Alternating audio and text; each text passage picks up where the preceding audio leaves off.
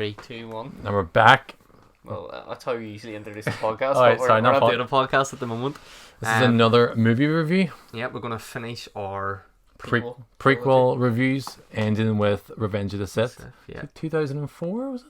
See, to be honest, I have absolutely done no research as to when this movie came out, and We're meant to do research for this. I know. Okay. And this is comfortably my favourite of the prequels too. It's everyone's favorite, isn't it? It's. But there's It's still not good, but there's not a high bar, is there, for Yeah. these? It's not like you're comparing them. You compare this to any of the originals. Yeah. It falls way below par. But it's funny because When you compare it to Phantom Menace, you're like, oh, actually, it was mad. good, yeah. It's funny because whenever we were doing our Phantom Menace review and the Attack of the Clones review, I was like looking back on them. What year did it go out? Blah blah blah. Because I hate those movies and I don't actually know that much about them anymore. Yeah. And I know so much about this film. I was like, I'll be alright. I'll just wing it. I'll know what to talk about. I mean, Revenge of So the what Sith. happens then? Well, this is like everyone's favorite of the prequels, isn't it? Yeah. This is where we finally see Anakin transform into Darth Vader. It leads off into the A New Hope, Yeah. basically with Obi-Wan leaving off. Yeah. Luke with Starts Order 66, gets rid of the Jedis, and brings us into the world that we knew before the prequels come out. I think with this movie, like, the biggest criticisms that you can have with this film aren't this film's fault. So, like, my thing was that Anakin turned so quick. Like, you know, it wasn't throughout. He didn't really show signs of being like Darth Vader throughout the whole of the trilogy, and then boom, he's bad. And like, it kind of happens in this as well. It's just like fucking Palpatine's just sweet talking him, and the next thing you know, he's killing young Jedi's. You're like, whoa! But it's not this film's fault because they had to get him to this point. So like, the two movies before were so poor at that development that they had to just rush it. It was always going to feel rushed. Yeah. So I kind of like, I know George Lucas obviously made all of them, but I kind of, if I'm watching this on its own, I give that a bit of a pass because like, we know it has to go there. Do you think this film's like considered the best of the prequels because it's the only one that kind of connects directly with the original ones? Because we'll have Darth Vader finally. You know what I mean? Maybe, but I do think in its own right there are things about it that are quite good. Like, I love the fight between Obi-Wan and Anakin at the end. Probably the greatest fight in Star Wars I history. do enjoy watching that. So there are things like as a standalone film without it leading into New Hope, it's not bad. It's still not great. Like, there's still the same sort of troops acting. The same problem since the Phantom Menace. It's the acting, it's the script, it's the dialogue with each character. There's no character development, and this character Anakin, he's going to become one of the greatest villains in cinema history. And there's no fucking development in that. It's like a rushed development. There's no layers. You don't really sympathize him and how he becomes Darth Vader. You know what I mean? There's no sympathy there. It's like kind of, you're almost against him the whole way. Yeah, and I think Vader always had that Joker thing where you didn't really, like, he's the most badass character. You didn't really need a backstory to tell you why he was, and you didn't really need to know how he became Darth. Well, you could always tell that story, but I kind of think, no, even if it was done really well, I mean, it's still not gonna. You could watch the original trilogy with Vader, and if you never knew much more about him, it's still gonna be amazing. It's never gonna make it better. You know what I mean? It might just be, if they'd done this brilliantly, it could just be like, oh yeah, it was good. It's never going to be like, fuck, that's really changed how I view Darth Vader in The New Hope, or in any of them, because we always think he's a badass anyway. Like, he's like a perfect bad character. So but now you probably, some people would think lesser of him now because of his origins. I think whenever I watch it, I do think if I watch the original trilogy, that's Anakin in there. Yeah, he doesn't like sand. I don't know, he's me. I know. Yeah, I know. But yeah, I agree. But overall, it's definitely a much better film. What do you think of Grievous and stuff and Obi-Wan's storyline in this movie? Obi-Wan kind of just wanders off. But what's that? Obi-Wan's like wandering off, doing his own thing, and Anakin's doing his own thing, and yeah, there's no real like, even though they executed Order 66, kill all Jedi, it felt like there was no weight on anything. Even people were dying, it's like you didn't really care that much about half the characters who died anyway. The way Padme dies is very weak and very shite or something. Like, even that cheesy line, she dies of a broken heart. Like, come on, like, this is meant to be a dark one. This is meant to be the darkest of them all, because this is where the Empire finally takes over. I know Empire Strikes Back will be considered the darkest of the Star Wars episodes, but this should have been the darkest one. This is where the Empire takes over. Darth Sidious takes charge. You know, Darth Vader comes.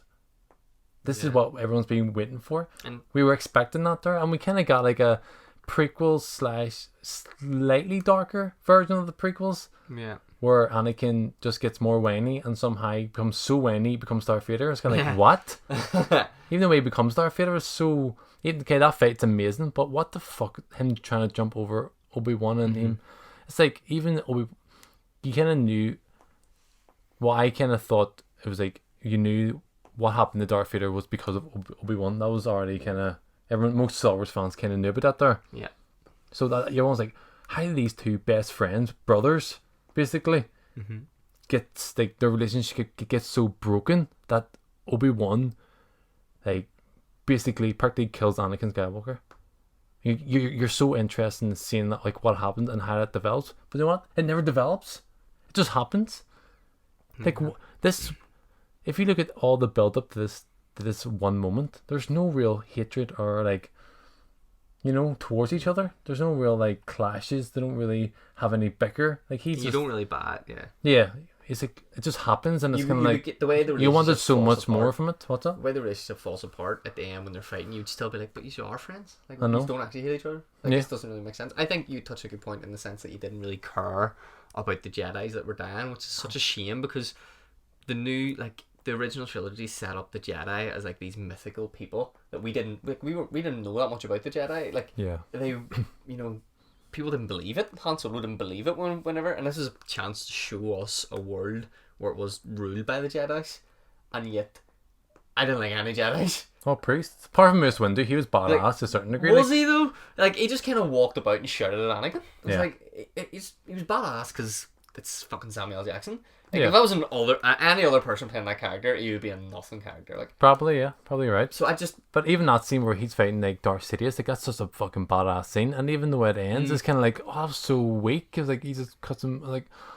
Oh, that's I just wasn't feeling Ian McDermott with a lightsaber. Like, no, it even just looked terrible. Like, I know he didn't need to fight with his No. with a lightsaber. He could have been like kind of Yoda in like the original ones where you just didn't ever seen him with a lightsaber, but you knew he could do it. yeah, I thought he was brilliant as Palpatine. definitely. Oh, he definitely Throughout, was. like he's one of the shining lights in the prequels as well as Hugh McGuire.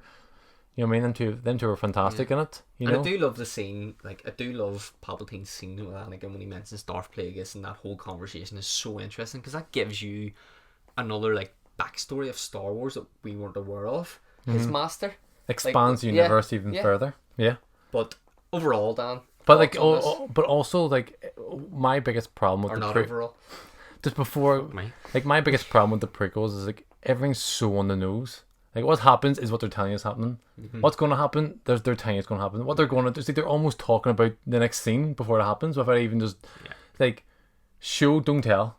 Yeah. They tell everything and they kind of show it and that's it. And it's kind of like, all right, It's a lot of characters walking about talking about things that have happened and it Or just gonna happen. explaining to you what the story is. And yeah, you're it's like kinda people oh, walking yes. and talking, sitting and talking. Yeah. One person sitting while the other person walks. It's kind of like so much shit that they could have done, and with them prequels could have been so much. Could have even possibly been better than the original ones in terms of like in terms of Quality of storytelling. yeah, exactly, and the technology that they had to tell that story. I know CGI, being 71 was CGI, like, but like they had so much in their arsenal to make this an even better trilogy, and it falls flat in his face.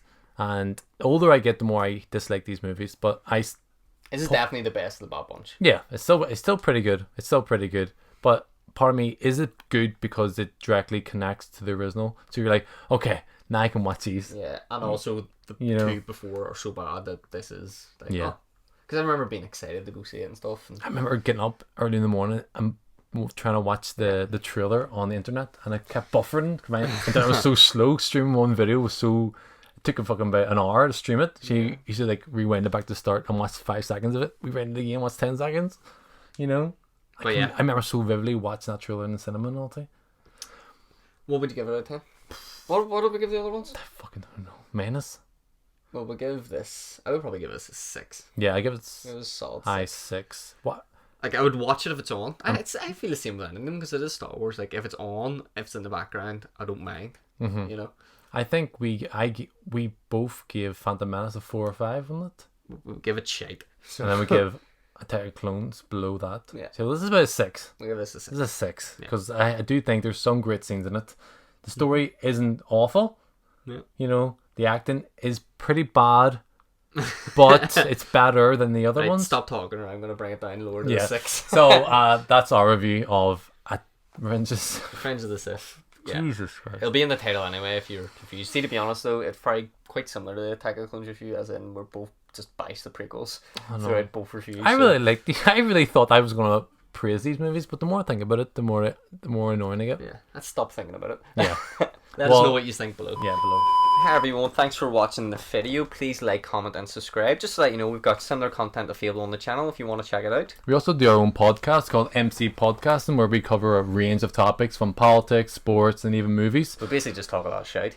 We argue a lot as well on it there, but all the links are below. We're on all major platforms, Spotify, iTunes, and is there any other?